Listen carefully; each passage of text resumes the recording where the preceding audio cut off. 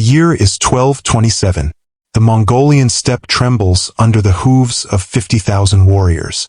Each rider is armed with a composite bow, honed from years of warfare and horseback precision.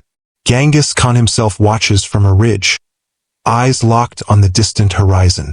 Then, a sound no one on earth has heard before. A thunderclap that doesn't stop. Out of the sky, it descends, an Apache helicopter, twin turboshafts roaring. Hellfire missiles locked and loaded. And a pilot who thinks he's just in another live fire exercise. Until he spots the sea of horses below. What if one Apache helicopter had to fight the Mongol horde alone? Would it dominate the battlefield like a god from the sky? Or vanish beneath a tide of arrows and grit? Spoiler alert. Someone's getting PTSD, and it's not who you think. The Mongol Empire 1227, the largest contiguous land empire in history. 50,000 horsemen trained from birth to ride, shoot, and conquer. No radios, no satellites, just relay riders, war drums, and pure tactical genius. Each unit moves like a chess piece. Coordinated, disciplined, devastating. If Genghis Khan points at a city, it ceases to exist within a week. Their strength, mobility, numbers, and psychological warfare. They didn't just win battles, they erased legacies. Now drop in the Apache helicopter. Built for 21st century air dominance, it's a flying tank with 16 Hellfire missiles, 30mm chain gun, top speed, 180 miles per hour, thermal and night vision sensors, and more acronyms than the entire Mongol alphabet. It talks to satellites. The Mongols talk to falcons. The Apache crew has GPS, digital threat tracking, and laser-guided everything. The Mongols have smoke signals and a spiritual relationship with horses. To put it bluntly, this isn't a fair fight. It's a historical glitch. Imagine sending a medieval love letter by candlelight, while the other guy is airdropping sarcasm through Bluetooth. But there's one catch, and it's a big one. The Apache is alone. No backup. No fuel convoy. No maintenance crew. It has what it came with, and the Mongols have eternity. Meet the Apache. An angry dragon made of titanium and software. We're talking 68,000 pounds of aviation-grade bad decisions. Powered by twin turboshaft engines. Armed with AGM-114 Hellfire missiles that can melt a tank from 5 miles out. Think of its 30mm chain gun like a mechanical woodpecker. If the wood was bone and the forest was screaming, each round hits with enough force to turn bone into confetti. Can fly nap of the earth, dodge radar, and engage 5 targets at once. It's basically death in 4K resolution.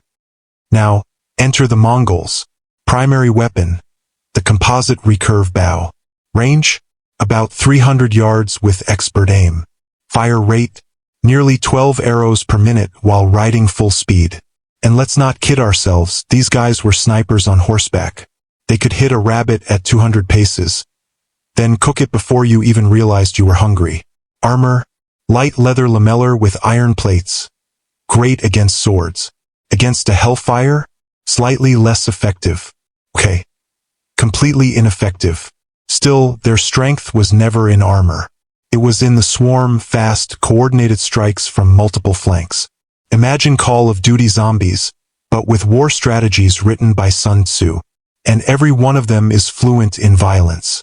Also, consider the numbers, 50,000 versus 1. Even if the Apache kills 500 Mongols per minute, the math gets dicey fast.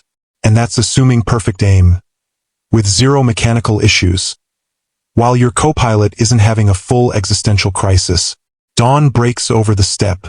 A pale fog rolls low across the plains, curling around hooves and rotor blades like it's trying to pick a side. 50,000 Mongols wait in absolute silence. No shouting, no chaos, just stillness and the cold breath of trained killers. In the cockpit, the pilot exhales. No chatter, no radar feed, just the hiss of the comms and the occasional blip from a sensor that doesn't quite understand 1227. The Apache hovers low, almost motionless. Thermal imaging lights up like a rave in hell, heat signatures everywhere. But no one moves. Not yet. Somewhere in that mist, a horse snorts. A general raises his hand, and the pilot's finger tenses on the trigger. This isn't battle yet. This is the moment history holds its breath. The general's hand drops. The Mongol line erupts. Thousands of horses surge forward like a tidal wave made of fur, steel, and hate. Dust explodes from the earth, arrows already airborne before the second rank clears the first. Then the Apache fires. One Hellfire missile screams toward the center of the horde. A shockwave tears through the cavalry like a divine slap. Dozens vanish. A crater replaces them. A pause. Then another Hellfire and another. Each hit shreds warriors who've never seen anything move this fast, or explode this hard. Arrows pepper the sky, a black storm of flint and wood, but they bounce off the Apache's armor like angry toothpicks. Then the 30mm chain gun opens up. Horse, rider, banner, all atomized. One Mongol commander drops his bow and just walks away. He's not even mad, just confused at reality. But still they charge.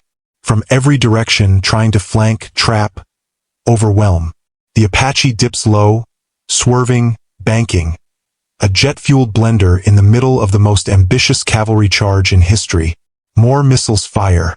Another line of horsemen disappears into a smoky memory.